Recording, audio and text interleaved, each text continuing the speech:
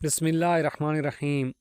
ایک زمانے میں ایک عجیب و غریب شہر میں جو پہاڑوں کے درمیان بسے ہوئے تھے، ایک محبت کرنے والا جوڑا سارا اور ڈیوڈ رہتے تھے۔ ان کی شادی کو 10 سال ہو چکے تھے۔ زندگی کے طوفانوں کو ایک ساتھ اٹوٹ عقیدت کے ساتھ برداشت کیا۔ تاہم سانحہ اس وقت پیش آیا جب سارا ایک کار حادثے میں ملوث ہو گئی اور اسے ویل چیئر تک محدود کر دیا۔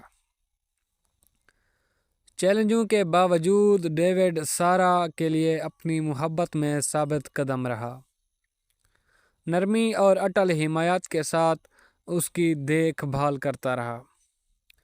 پھر بھی جیسے جیسے مہینے گزرتے گئے، ڈیوڈ نے خود کو سارا کی دیکھ بھال کے بوجھ سے مزید مغلوب پایا۔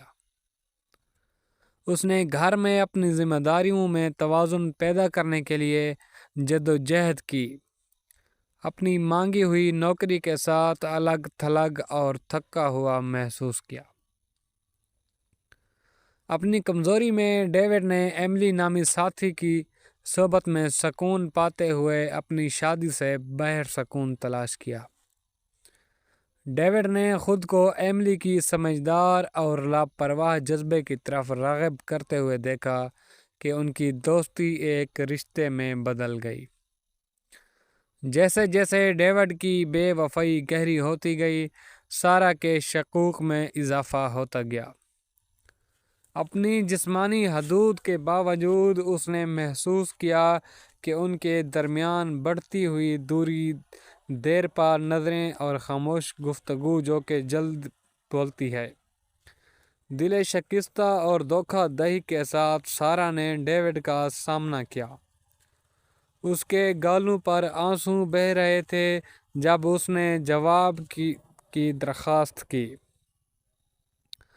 دھوکہ دہی کے ہی حال میں پھنس کر ڈیوڈ نے اپنے معاملے کا اعتراف کیا۔ اس کے الفاظ خنجر کی طرح سارا کے ٹوٹے ہوئے دل کو چھیدتے ہیں۔ اس کی دھوکہ دہی سے تباہ ہو کر سارا نے اپنی معذوری کے وزن کو محسوس کرتے ہوئے اس کی روح کو کچل دیا، یہ سوچ کر کہ وہ دوبارہ کسے بھروسہ کر سکتی ہے۔ اس کے نتیجے میں ان کا ایک بار خوش رہنے والا گھر غم اور ندامت کی جگہ بن گیا۔ ڈیوڈ کے جرم نے اسے گھور لیا۔ اس درد سے پریشان ہو کر اس نے اس عورت کو پہچانا تھا جس سے اس نے محبت اور پرورش کرنے کا عہد کیا تھا، اور سارا اپنے ٹوٹے ہوئے خوابوں کے تنہا راہداریوں پر تشریف لے جانے کے لیے چھوڑ گئی۔ سوچ رہی تھی کہ کیا اسے کبھی ایسی دنیا میں شفا ملے گی جو اتنی ظالمانہ اور ناقابل معافی معلوم ہوتی ہے۔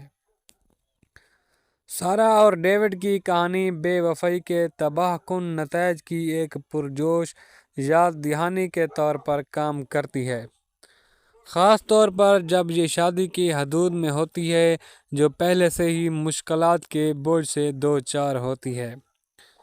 آخر میں محبت کو امید کی کرن ہونا چاہیے جو زندگی کے تاریک ترین لمحات میں ہماری رہنمائی کرتی ہے، نہ کہ دھوکہ دہی کا خنجر بنتی ہے۔